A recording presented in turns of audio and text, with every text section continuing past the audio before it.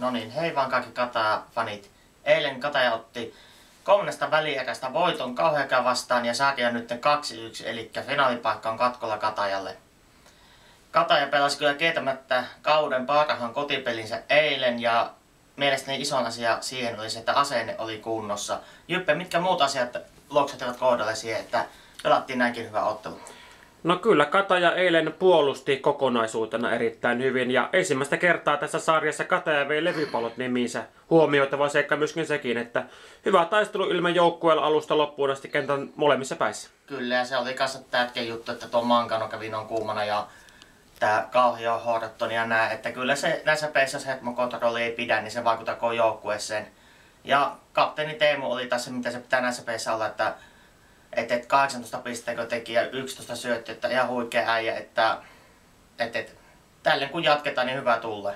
Kyllä, Kataja pystyy säilyttämään sen peli-ilmeen, mikä oli Kauhajolla jo tuossa toisessa välieräottelussa. Ja tosiaan ensimmäinen kotivoitto tässä ottelusarjassa tuli kyllä enemmän kuin tärkeän paikka. Kyllä, että siitä lähettää, että keskiviikkona tämä pistetään poikki. Helppo se ei ole, mutta se on täysin mahdollista. Se todisti jo viime lauantainakin. Niin, kyllä. Mennään tuohon 4. otteluun sen ennakointiin hetken kuluttua, mutta onko tuosta tosiaan eilistä pelistä vielä muita seikkoja, mitkä pisti mieleen tuossa eilisessä ottelussa? No ei ole oikeastaan muuta, että asenne oli kunnossa joka jätkällä ja pelattiin kokonaisuutena hyvää peliä. Tietysti välillä vähän sössittiin, mutta niissä on se Kauhajoki, että se kuuluu tuollaiseen ottelusarjaan, joka on tiivis ja sitten väsymys tietysti tietoja tappaa pannaan molempia joukkueita, mutta pakko vain jaksaa, se on luvata mestaruuden. Kyllä, tästä on hyvä suunnata sitten huomiseen finaalipaikka tosiaan Katajalle katkolla, mutta käydään ennen 4. pelin ennakointia niin läpi tuo toinen välieräpari, jossa tosiaan ovat vastakkain Loimaan Bisons ja KTP Kotkasta. Tilanne on siinä otteluparissa Bisonsille jo 2-0 ja tänään tiistaina on Bisonsille finaalipaikka jo katkolla Loimaalla. Aika pahassa paikassa on Kotka tällä hetkellä. Kyllä, Bisonit on ollut vakuuttava, että kotietu, se on merkittävä ja Kotka on yllättävän kesy ollut. En tiedä mistä johtuu. Ei Bisonit sen laajemmalla joukkueella vedä kuin Kotkakaan, kun niitäkin loukkatumisia.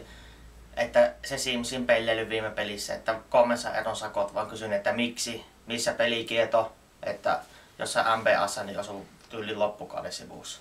Niin, aika erikoista, että ei saanut pelikeltoa. Se kumminkin näytti tuo tilanne, missä hän taisi kyynärpäällä Antto Nikkarista teloa siinä. Kyllä, kädet ylhäällä vetäisi ihan kunnolla pännäkköä, että käsittämätöntä, mutta itse uskon kyllä, että Bisonit pistää tänään poikki. Että Bisonit pelaa hyvin ja voittaa ja menee finaaleihin. Kyllä, siltä se vaikuttaa, että tuo sarja tänään Loimaalla menee poikki, mutta Bisonsilla on erittäin kokenut joukkue, että ei varmasti mikään yllätys ole. Ei ole, että se on hyvin rakennettu joukkue, vaikka siellä loukkaantumisia onkin.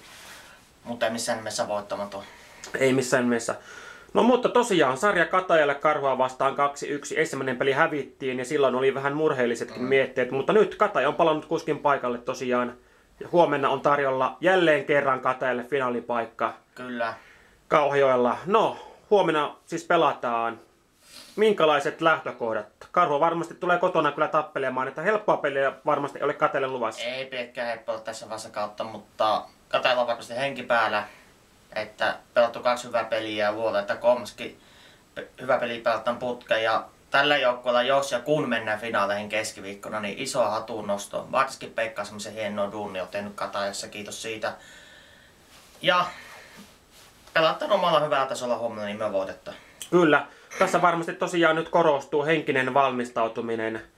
Katajalla on varmasti itseluottamus tällä hetkellä päällä, että Kataja varmasti lähtee huomiseen peliin kyllä hyvällä itseluottamuksella. Kyllä varmasti, voitat topi itseluottamusta. Kyllä, mutta varmasti huomenna kova vääntö käydään Kauhajoella, että 5.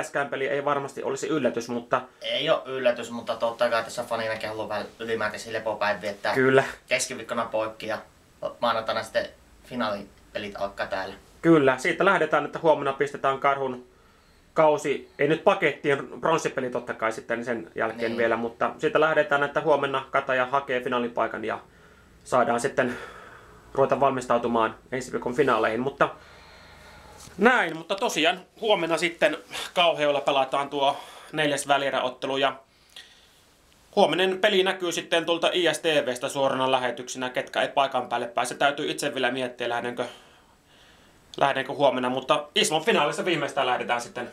Kyllä todellakin, että keskiviikkona HK-areena, niin siellä nähdään. Kyllä, mutta ei mitään. Jännitetään huomenna peliä ja pidetään Katajille peukkuja, että huomenna tuo finaalipaikka Kauhajoelta haetaan. Kyllä, hyvä. Yes, yes.